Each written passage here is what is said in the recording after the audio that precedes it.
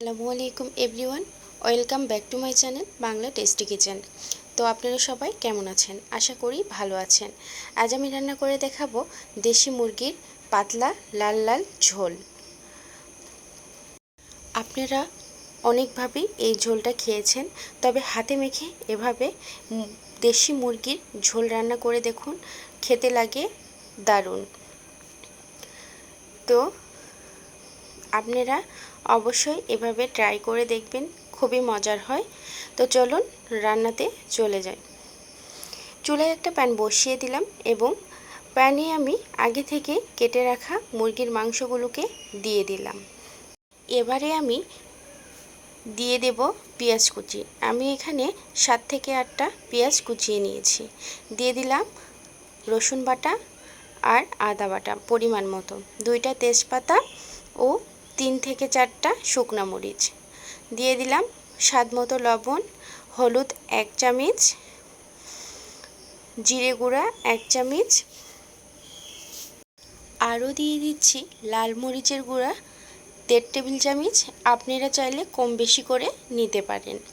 এবারে আমি এখানে গরম মশলা 1 চামচ ব্যবহার করছি, আর এখানে আমি খাঁটি সরিষার তেল ব্যবহার করছি। আপনারা চাইলে রান্নার রেগুলার সয়াবিন তেলও ব্যবহার করতে পারেন, তবে সরিষার তেল দিলে ফ্লেভারটা অনেক সুন্দর আসে। এবারে এটাকে আমি হাত দিয়ে ভালো করে মেখে নিচ্ছি। হাতে মেখে রান্না করলে মুরগির মাংস খেতে কিন্তু দারুণ লাগে। আগে থেকে মশলার যে পানিটা রেখেছিলাম সেই মশলার পানিটা দিয়ে দিলাম। এবারে এখানে আমি পরিমাণ মতো পানি দিয়ে এটাকে রান্না করে নেব 20 থেকে 25 মিনিট। এবারে এটাকে আমি ঢাকনা দিয়ে ঢেকে রান্না করে নিচ্ছি। মাঝে মাঝে একটু নেড়ে চেড়ে দেবেন, এতে পেঁয়াজগুলো গলিয়ে যাবে। আবার ঢাকনা দিয়ে ঢেকে রান্না করে নিচ্ছি। দেখুন আমার পানিটা কিন্তু শুকিয়ে এসেছে। এভাবে নেড়ে চেড়ে কিছুক্ষণ রান্না করে নিচ্ছি।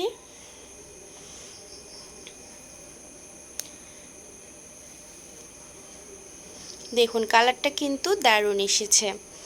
এভাবে হাতে মেখে রান্না করলে আসলেই খেতে অনেক মজার হয়। আপনারা অবশ্যই বাসায় একবার হলেও ট্রাই করে দেখবেন। এবার এখানে আমি ঝোল দিয়ে দিচ্ছি। ঝোলটা পরিমাণ মতো করে দিবেন, আপনারা যেরকম খাবেন সেরকম পরিমাণেই ঝোলটা দিয়ে দেবেন, কারণ ঝোলটা আরও ফুটাতে হবে, ফুটালে কিন্তু আরও কমিয়ে আসবে। এভাবে ভালো করে নাড়িয়ে চাড়িয়ে চারিদিকে মিশিয়ে নেব।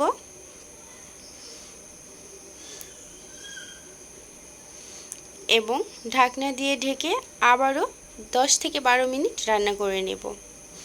এই পর্যায়ে চুলার আঁচ একদম হাই ফ্লেমে থাকবে না, মিডিয়ামে থাকবে।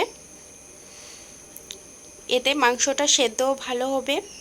আর দেশি মুরগি একটু শক্ত হয়, তাই সেদ্ধ হতে একটু দেরি হয়, তাই মিডিয়াম আঁচে রান্না করে নেবেন, এতে খেতে দারুণ লাগবে। আমার রান্নাটা কিন্তু হয়ে এসেছে। এবারে আমি জিরা গুঁড়া দিয়ে নামিয়ে নিচ্ছি। চলুন আপনাদের দেখাই।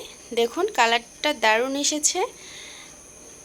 মাংসটা কিন্তু একদম সেদ্ধ হয়ে গিয়েছে, আর এই মাংসটা খেতে কিন্তু দারুণ লাগে গরম গরম ভাতের সাথে।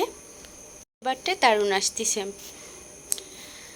তো কেমন লাগলো আমার এই ছোট্ট ভিডিওটি? আশা করি ভালো লেগেছে।